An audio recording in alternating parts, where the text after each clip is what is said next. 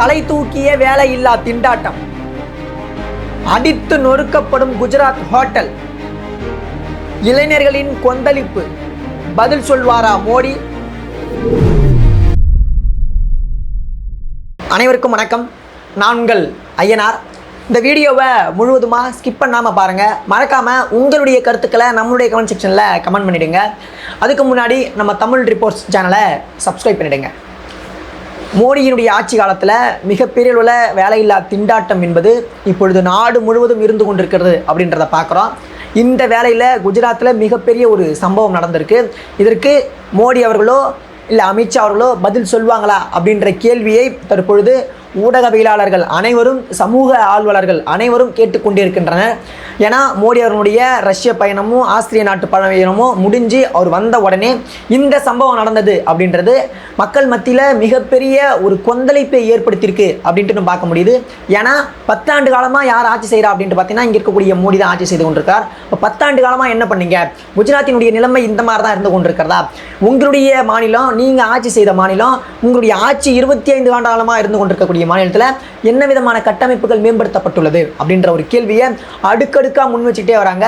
National மீடியாஸ்லாம் இதை பற்றி தான் பேசிகிட்டு இருக்காங்க அப்படின்ட்டு கூட சொல்லலாம்.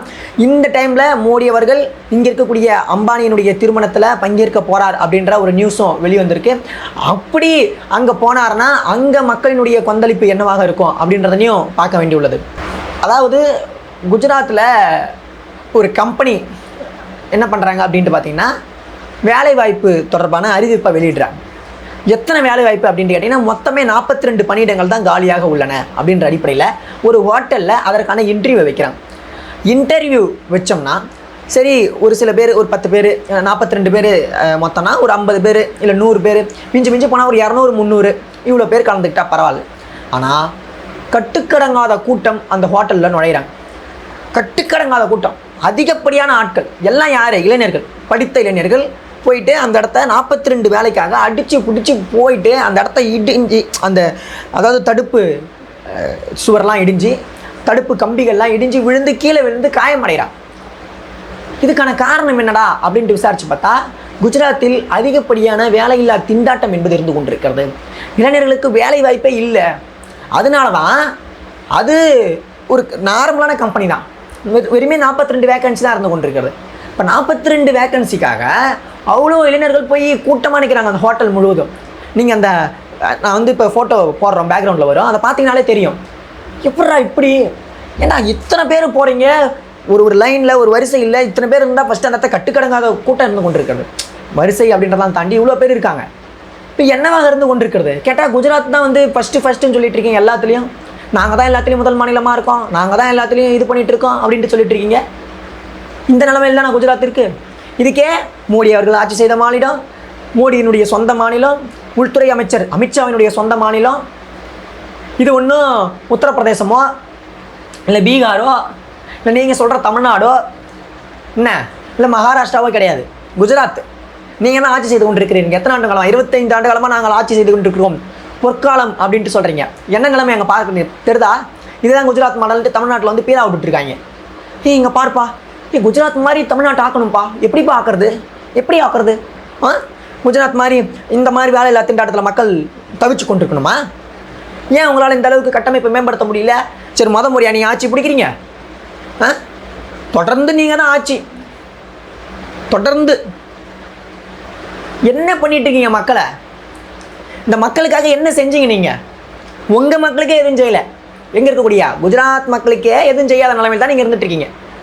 நீங்கள் இதில் தமிழ்நாட்டில் ஆட்சி பிடிச்சி தமிழ்நாட்டில் மேம்படுத்த போகிறீங்களா? ஏற்கனவே கர்நாடகாவில் பெங்களூரில் ஐடி கம்பெனிஸில் அதிகப்படியான இந்த டைமில் கோடை காலத்தில் தண்ணி இல்லை, மிகப்பெரிய ஒரு திண்டாட்டத்தை பெங்களூர் எரிந்து கொண்டது அப்படின்ற காரணத்துக்காக பல கம்பெனிஸ் சென்னை வர உள்ளதாக தகவல் வெளியானது. சென்னையில் தண்ணி பற்றாக்குறை அப்படின்னு கேட்டால் ஒரு சில டைமில் வரும், ஆனால் உடனடியாக அதனுடைய தேவைகள் தீர்க்கப்படும். சரிங்களா? ஓவராக கிடையாது, அதுக்கான தேவைகள் உடனடியாக தீர்க்கப்படும். ஆனால் அங்கே மிகப்பெரிய அளவில் இப்போ தமிழ்நாடு எந்த அளவிற்கு இங்கே இருக்கக்கூடிய போக்குவரத்தாக இருக்கட்டும், அடிப்படை வசதிகளாக இருக்கட்டும், முன்னேறிய ஒரு மாநிலமாக இருந்து கொண்டிருக்கிறது. அதிகப்படியான வேலை வாய்ப்புகள் என்பது இருந்து கொண்டிருக்கிறது. வடமாநில தொழிலாளர்கள் இங்கே வேலை செய்கிறாங்க, அதையும் நம்ம பார்க்கணும். இப்போ அதற்கான காரணம் என்ன? ஏன் அவர்களுக்கு அடிப்படை ஒரு நாளுக்கான சம்பளம் இருக்குது பார்த்தீங்களா, அது ரொம்ப கம்மி அங்கே வட மாநிலத்தில். ஒரு நாளைக்கு அங்கே 100 ரூபா 50 ரூபா, ஆனால் இங்கே 400 ரூபா 500 ரூபா. ஆனால் அதிலே அவர்கள் வஞ்சிக்கப்படுகிறார்கள் அப்படின்றது வேற ஒரு விஷயம். ஆனால் அவர்களுக்கு இதுவே மிகப்பெரிய விஷயமா காட்டப்படுகிறது. பரவாயில்ல அப்படின்ட்டு. இதனுடைய காரணம் என்ன? தமிழ்நாடு முன்னேறி கொண்டிருக்கிறது, முன்னேறி விட்டது அப்படின்ட்டு கூட சொல்லலாம். இன்னும் அதனுடைய படிகளை நாம் உயர்த்த வேண்டிய தேவை இருக்குது, அது இல்லைன்னு நான் சொல்லலை. ஆனால் குஜராத்தோட நிலைமை எப்படி இருக்குன்னு பார்த்து தெரியுதா? இதுதான் மோடி அவர்கள் ஆட்சி செய்யக்கூடிய லட்சணமா? நீங்கள் என்ன பண்ணுறீங்க? அம்பானி வீட்டு பையன் கல்யாணத்துக்கு போகிறேன் அப்படின்ற அறிவிப்பை வெளியிடுறீங்க. அம்பானி வீட்டுக்கு பையன் கல்யாணத்துக்கு போகிறவங்களை நாங்கள் பிரதமராக்கி வச்சுருக்கோம், போங்க, தப்புன்னு சொல்ல. அதுக்கு முன்னாடி இங்கே இருக்கக்கூடிய மக்களுக்கு நீங்கள் என்ன பண்ணீங்கன்னு பதில் சொல்லிட்டு போங்க. அம்பானி இன்றைக்கி ஜியோவை 20% உயர்த்துவார், ரீசார்ஜ் கட்டணத்தை ஒரு மாட்டம் உயர்த்துவார். நாங்கள் இங்கே இருக்கக்கூடிய சாமானிய மக்கள், சோத்துக்கு திண்டாடிட்டு இருக்க மக்கள், ஆனால் அதை கட்டி நாங்கள் ரீசார்ஜ் பண்ணுறோம். ஏன்னா கால் பேசணும், அது வந்து கம்பல்சரி, சரிங்களா? அது இல்லாமல் இருக்க முடியாது. யாரோ ஒருத்தவங்க தொடர்பு கொள்ள வேண்டிய தேவை இருக்குது. அப்போ அதுக்கு கூட நாங்கள் எவ்வளோ காட்டணும்? மினிமம் 200 ரூபாய்க்கு மேலே ரீசார்ஜ் பண்ணாதான் ஒரு மாதத்துக்கு. இப்போ எந்த அளவுக்கு இந்த நாடு சென்று கொண்டிருக்கிறது? ஏன் அதுக்கான அதிகாரத்தை எல்லாம் வழங்குறீங்க?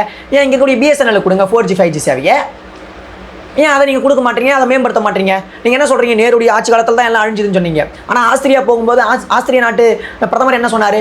நேருவால் தான் இங்கே இருக்கக்கூடிய ஆஸ்திரியா உருவானதுன்னு சொன்னார். எப்படி? ஆஸ்திரியா உருவாவதற்கு காரணம் நேரு அப்படின்ட்டு உங்களை மேடையில் வச்சுன்னே சொன்னார். உங்களுக்கு எவ்வளோ பெரிய அசிங்கம் அது? நீங்கள் இங்கே இந்தியாவில் வந்து என்ன சொன்னீங்க? நேரு தான் எல்லாத்துக்கும் காரணம், இந்தியா வளர்ச்சி அடையாததுக்கு நேரு தான், இந்த குடும்பம் தான் காரணம், காங்கிரஸ் தான் காரணம்னு சொன்னீங்க. பார்த்தா அந்த நாடு உருவாவதற்கே நேரு தான் காரணம். நீங்கள் என்ன பண்ணீங்க? சரி, 10 வருஷமாக நீங்கள் இருக்கீங்களே, என்ன பண்ணீங்க? அந்த நீங்கள் சொல்கிறத நாங்கள் ஏற்றுக்கிறோங்க. இப்போ பிரதமர் நரேந்திர மோடி அவர்கள் சொல்வதை நீங்கள் எல்லாருமே ஏற்றுக்கணும். என்ன ஏற்றுக்கணும்? ஆமாம், நேரு தான் காரணம் அப்படின்றத எல்லாம் ஏற்றுக்கிட்டோம். ஓகே, நீங்கள் 10 வருஷமாக என்ன பண்ணீங்க? ஏன் குஜராத்தில் இங்கே இருக்கக்கூடிய வேலையில்லா திண்டாட்டம் என்பது ஏற்பட்டு கொண்டிருக்கிறது? ஆனால் அதே குஜராத்தில் அகமதாபாத்தில் காங்கிரஸ் கட்சியினுடைய அலுவலகம் அடித்து நொறுக்கப்படுகிறது. அது எப்படி? இதுக்கும் கும்பல். ஒரு கட்சி அடித்து நொறுக்குவதற்கு, கட்சி அலுவலகத்தில் இருக்கவங்களை அடித்து நொறுக்கிறதுக்கு இந்த அளவுக்கு ஏவப்படுவர்கள் யாராக இருக்காங்க? பிஜேபி சார்ந்தவர்களாக இருக்கிறார்கள். அப்போ நீங்கள் எதை கற்பிச்சு வச்சுருக்கீங்க? அந்த மக்களை என்னவா ட்ரெயின் பண்ணி வச்சுருக்கீங்க? உங்கள் கட்சி எதை போதிக்குது? அடிச்சுன்னு இருக்கவங்க பிஜேபி, ஆர்எஸ்எஸ். அந்த வீடியோ நீங்கள் பார்த்தீங்கன்னா தெரியும். அதில் இங்கே சிவப்பு துண்டு போட்டுட்டு அவங்க தான் இருப்பாங்க, காவி துண்டு போட்டுட்டு. போலீஸ்காரங்க அவங்களை எதுவுமே பண்ண மாட்டாங்க, அடிக்க மாட்டாங்க, திட்ட மாட்டாங்க. அப்பா அப்பா போப்பா போப்பா, என்ன நடந்துங்குது? இதே குஜராத்தில் காவல் நிலையத்துக்குள்ள பிஜேபியினுடைய பிரமுகருக்கு கேக் வெட்டி கொண்டாடுறீங்க. எப்படி? ஒரு பொது எல்லா மக்களும் கூடக்கூடிய ஒரு இடம் காவல் நிலையம். சமூகத்தும் கட்சி எந்த ஒரு அந்தஸ்தும் இல்லாமல் ஒரு நடுநிலையாக செயல்படக்கூடிய இடம். நீதிமன்றம் மாதிரி காவல்துறையும் கண்ணியமாக நடக்கணும். ஆனால் பிஜேபி பிரமுகருடைய பிறந்தனால நீங்கள் காவல்துறை போலீஸ் ஸ்டேஷனில் வச்சு கொண்டாடுறீங்கன்னா நீங்கள் யாருக்கு ஆதரவாக செயல்படுவீங்க? யாருக்கு ஆதரவாக செயல்படுவீங்க?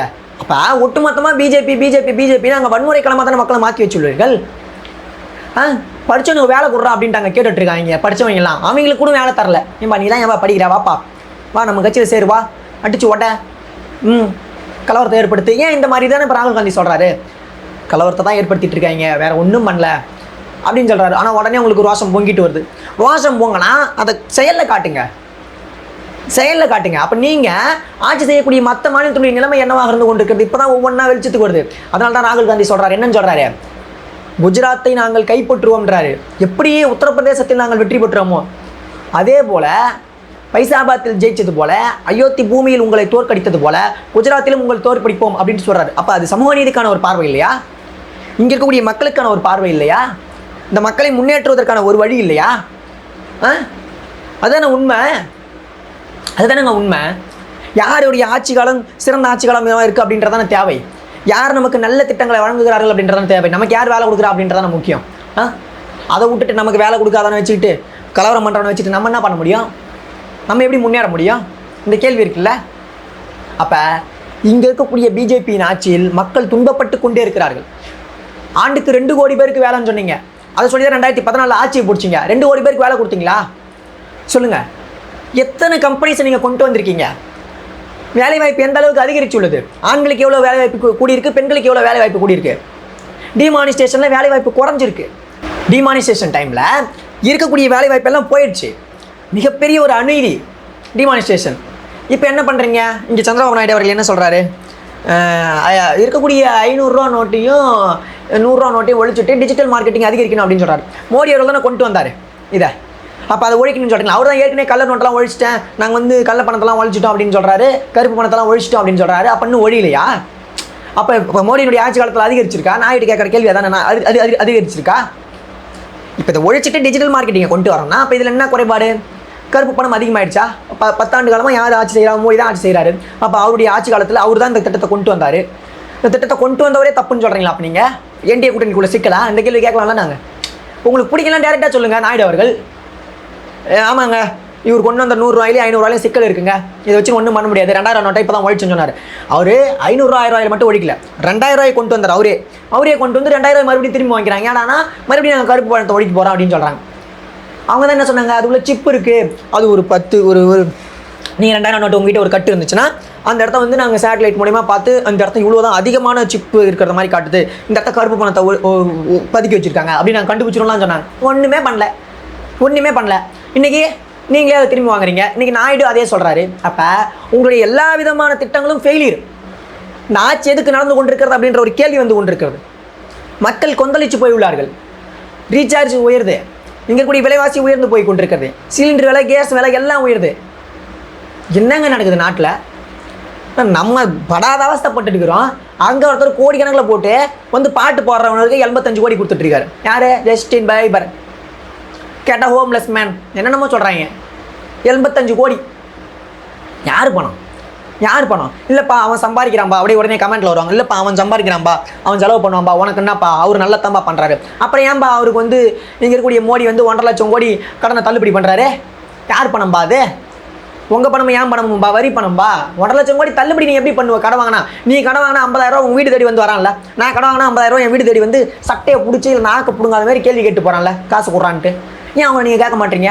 இப்போ பெரும் முதலாளிகளுக்கு ஒரு நியாயமாகவும் இந்த நாடு இங்கே இருக்கக்கூடிய எங்களை மாதிரி ஏழை நடுத்தர வயது மக்களுக்கு ஒரு மாதிரியாகவும் இருந்து கொண்டிருக்குமா? நடுத்தர வயது குடும்பத்தினர் இருக்காங்க பார்த்தீங்களா, நடுத்தர குடும்பத்தினர், அவங்க வீட்டில் சாம்பார் வைக்க முடியலன்ட்டு அறிக்கை சொல்லுது. சாம்பார் வைக்க முடியல, ஏன்னா காய்கறி வாங்க முடியல. காய்கறியினுடைய விலை 10% அதிகமாகிடுச்சான். பொருளாதார அறிக்கை சொல்லுது.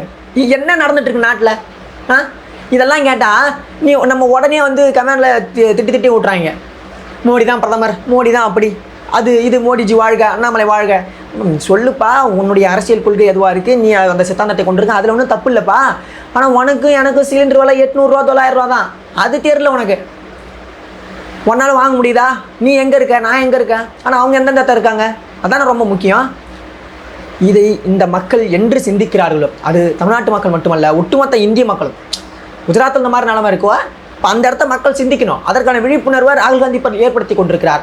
அதனுடைய ஒரு தொடர்ச்சியாக தான் நாங்கள் குஜராத்தை கைப்பற்றுவோம் அப்படின்ட்டு அவர் சொல்லியிருக்காரு. இந்த வேகம் இந்தியா முழுவதும் இருந்தால் கண்டிப்பாக இங்கே இருக்கக்கூடிய பிஜேபி ஆட்சி துடை தெரியப்படும் அப்படின்றதில் நாம் எல்லோரும் நம்பிக்கை கொண்டிருப்போம். உங்களுடைய கருத்துக்கள் என்னவா இருக்குது அப்படின்றத நம்மளுடைய கமெண்ட் செக்ஷனில் கமெண்ட் பண்ணுங்கள். தொடர்ந்து நம்ம சேனலோட இணைந்திருங்கள். நன்றி, வணக்கம்.